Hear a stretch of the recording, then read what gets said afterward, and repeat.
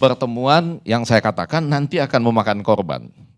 Jadi pertemuan ini menjadi menarik karena paling tidak ada penyebab-penyebab sebelumnya, Dato' Karnilias. Yang pertama, Prabowo seperti merasa mendapatkan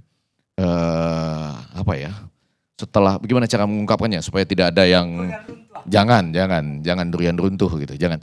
Jadi karena Piala Dunia ini lepas, seakan-akan dilontarkan ke dua gubernur, lalu karena tidak cukup penjelasannya, katanya elektabilitas turun.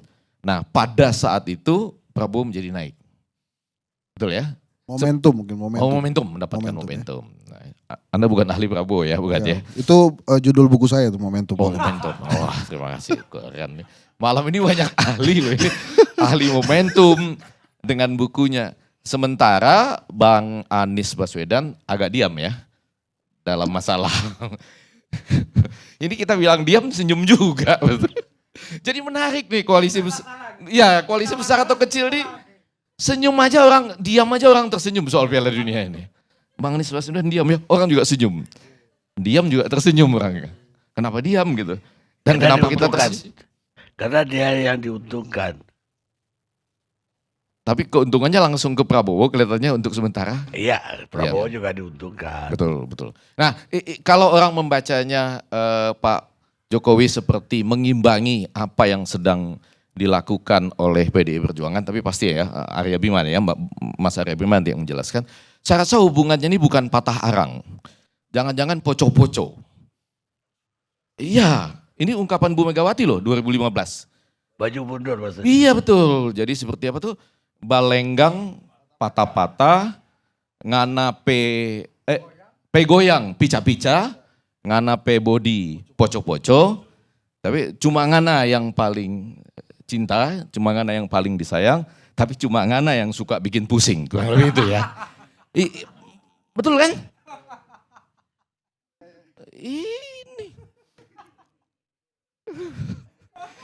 Jadi bukan patah arang, poco-poco pernah diucapkan, ya kan? Betul ya, balenggang patah-patah, ya nganape body, nganape goyang pica-pica, nganape body poco-poco, paling disayang, paling dicinta, cuma ngana yang suka bikin pusing, kurang lebih begitu ya. Nah, balik, apa yang membuat koalisi besar ini bisa bersatu? Coba, kalaupun terjadi ya, lalu PDIP masuk. Proporsional tertutup, nggak bisa menyatukan. Proporsional terbuka, ya kan? Coba. Jangan-jangan waktu Ibu Megawati ketemu dengan Pak Jokowi di istana itu, sebelum Piala Dunia ini diambil atau tidak, jangan-jangan pertanyaannya salah satunya adalah itu tuh. Ini kira-kira kapan ya diumumkan proporsional terbuka apa tertutup nih? Oh, kan Pak Jokowi bilang itu nanti tergantung Mahkamah Konstitusi gitu ya. Tapi PDIP tetap menyatakan posisinya adalah proporsional tertutup. Dan saya nanti mohon masukan dari pengamat Megawati, Bapak Karnilias, tapi menurut saya MK nggak bisa mengatakan proporsional tertutup yang benar. Karena setelah kita coba kaji, baik proporsional terbuka maupun proporsional tertutup tidak bertentangan dengan Undang-Undang Dasar Negara Republik Indonesia 1945. Jadi menarik tuh nanti kertas suara kita boleh pasang foto, khususnya bagi partai yang banyak calon caleg-caleg artisnya, perlu foto soalnya. Atau boleh cuma mencantumkan foto logo partai saja. Karena dua-duanya tidak boleh saling menafikan, tidak bertentangan dengan konstitusi. Nah, Bu Mega nanya, ya kan, ini bagaimana nanti akhirnya? Karena kan Pak Jokowi itu proporsional terbuka kan sebagai pemerintah. Lalu pertanyaan yang menarik lagi, gara-gara itu nanti pemilu tetap jalan atau tidak? Ini yang soal poco-poco nih. Karena sudah 2 kali poco-poco sebelumnya kan, yang sudah diingatkan Bu Mega kan, nggak ada ya tunda-tunda pemilu dan tidak ada masa presiden yang 3 kali. Nah, jadi pasti nggak ditunda. Iya. Karena Ibu Mega udah awal mengingatkan. Iya. Ibu Mega bilang Piala Dunia gak jadi. Ini dalam hal ini semakin sah sebagai pengamat Megawati ya. Jadi artinya Piala Dunia sudah tidak jadi. Nah, apa kompensasinya? Apakah kompensasi ini bisa langsung buka dengan koalisi besar. Saya selalu mengatakan koalisi besar harus ada gagasan besar. Ini belum ketemu, proporsional terbuka tertutup aja beda ya, walaupun nanti akhirnya pasti menurut saya bersatulah dengan keputusan MK. Apa gagasan-gagasan besar yang dilahirkan oleh koalisi besar? Padahal ancaman yang agak real di pojok kanan dari koalisi besar ini adalah angka elektoral yang kecil ketika tidak mencalonkan calon presiden. Ini calon presidennya kalau koalisi besar Prabowo ya, Pak Andre? Prabowo, kalau koalisi besar calon presidennya? Prabowo. Calon wakil presiden? Disebut-sebut kata pengamat Megawati Erlangga Hartarto. Ya, iya kan? Ya Kak, itu. Tapi yang besar itu orangnya Jokowi itu besar, Pak. Itu jangan dianggap remeh itu. Yang menyatukan mereka itu sebagai orangnya Jokowi katanya.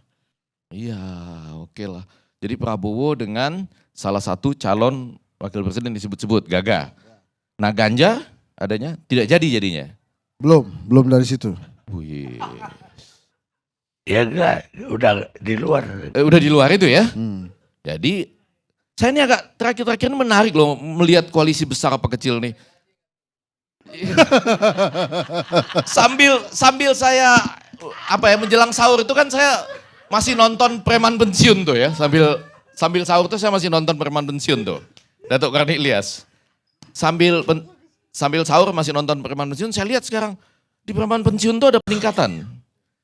Pengeroyokannya itu sudah bukan 5 lawan 3 gitu ya.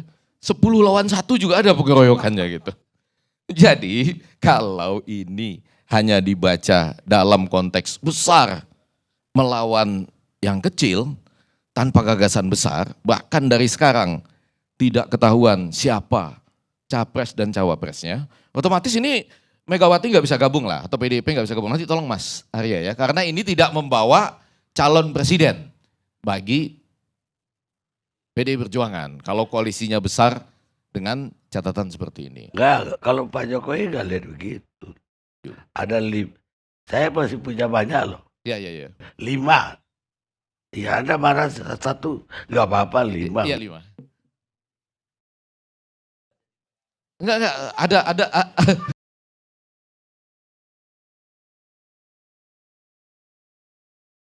Enggak, jadi ada 5 alasan.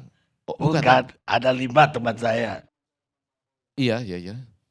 Dia bukan alasan. Sedang Gagasan besok-besok aja lah. wah, ini ciri khas orang sedang marah, betul ya? Betul kan? Yang itu ciri khas orang sedang marah kan? Pokoknya kami berlima. Kenapa kalian berlima? Ya besok-besok aja alasannya kenapa kami berlima gitu ya. Kenapa kami berkumpul besok-besok. Nah ini yang nantinya bisa memakan korban.